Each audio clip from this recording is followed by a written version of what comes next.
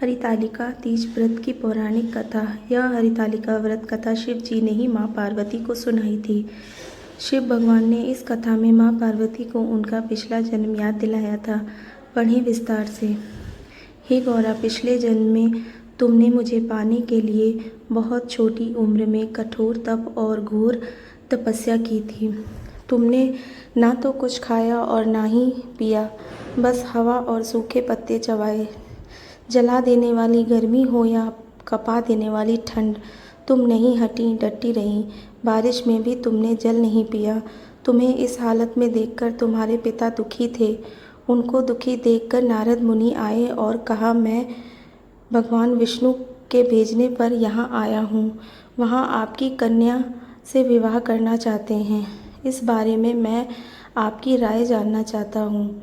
नारद जी की बात सुनकर आपके पिता बोले, अगर भगवान विष्णु यह चाहते हैं तो उन्हें कोई आपत्ति नहीं है, परंतु जब तुम्हें इस विवाह के बारे में पता चला तो तुम दुखी हो गई। तुम्हारी एक सहेली ने तुम्हारे दुख का कारण पूछा तो तुमने कहा कि मैंने सच्चे मन से भगवान शिव का वरण किया है, किंतु मेरे पिता ने मेरा विवाह विष्णु जी के साथ तय कर दिया है। मैं विचित्र धर्म संकट में हूँ। अब मेरे पास प्राण त्याग देने के अलावा कोई और उपाय नहीं बचा। तुम्हारी सखी बहुत ही समझदार थी। उसने कहा, प्राण छोड़ने का यह कारण ही क्या है? संकट के समय धैर्य से काम लेना चाहिए। भारतीय नारी के जीवन की सार्थकता इसी में है कि जिसे मन से पति रूप में एक बार वरण कर लिया, जीवन पर्यंत उसी से निर्वाह करे। मैं तुम्हारे घनघोर वन में ले चलती हूँ, जो साधना स्थल भी है और जहाँ तुम्हारे पिता तुम्हें खोज भी नहीं पाएंगे। मुझे पूर्ण विश्वास है कि ईश्वर अवश्य ही तुम्हारी सहायता करेंगे। तुमने ऐसा ही किया। तुम्हारे पिता तुम्हें घर में ना पाकर बड़े चिंतित और दुखी हुए। इधर तुम्हारी खोज होती रही, उधर तुम मन अपनी सहेली के साथ नदी के तट पर एक गुफा में मेरी आराधना में लीन रहने लगी। तुमने रेत के शिवलिंग का निर्माण किया। तुम्हारी इस कठोर तपस्या के प्रभाव से मेरा आसन हिल उठा और मैं शीघ्र ही तुम्हारे पास पहुंचा और तुमसे वर मांगने को कहा। तब अपनी तपस्या की फलीभूत मुझे अपने समक्ष पाकर तुमने कहा, मैं आपको सच्चे मन से पति के रूप में वरण कर चुकी हूँ। यदि आप सचमुच मेरी तपस्या से प्रसन्न होकर यहाँ पधारे हैं तो मुझे अपनी अर्धांगिनी के रूप में स्वीकार कर लीजिए। तब तथास्तु कहकर मैं कैलाश पर्वत पर लौट गया। उसी समय गिरिराज ने अपने बंधु बांधवों के साथ तुम्हें खोजते हुए वहां पहुंचे। तुमने सारा वृत्तांत बताया और कहा कि मैं घर तभी जाऊंगी अगर आप महादेव से मेरा विवाह करेंगे।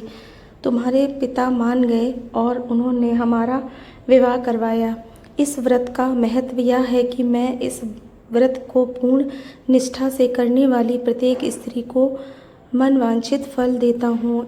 इस पूरे प्रकरण में तुम्हारी सखी ने तुम्हारा हरण किया था, इसलिए इस व्रत का नाम हरितालिका व्रत हो गया। इस व्रत से जुड़ी एक मान्यता यह है कि इस व्रत को करने वाली स्त्रियां पार्वती जी के समान ही सुखपूर्वक पति रमण करके शिवलोक को जाती हैं। सौभाग्यवती स्त्रियां अपने सुहाग को अखंड बनाए रखने और अविवाहित युवतियां मन मुताबिक वर पाने के लिए हरितालिका तीज का व्रत करती हैं।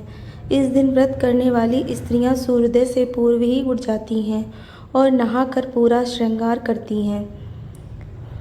पूजन के लिए केले के पत्ते से मंडप बनाकर गौरी शंकर की प्रतिमा स्थापित की जाती है। प्रत्येक इसके साथ पार्वती जी को सुहाग का सारा सामान चढ़ाया जाता है। रात में भजन कीर्तन करते हुए जागरण कर 3 बार आरती की जाती है और शिव पार्वती विवाह की कथा सुनी जाती है।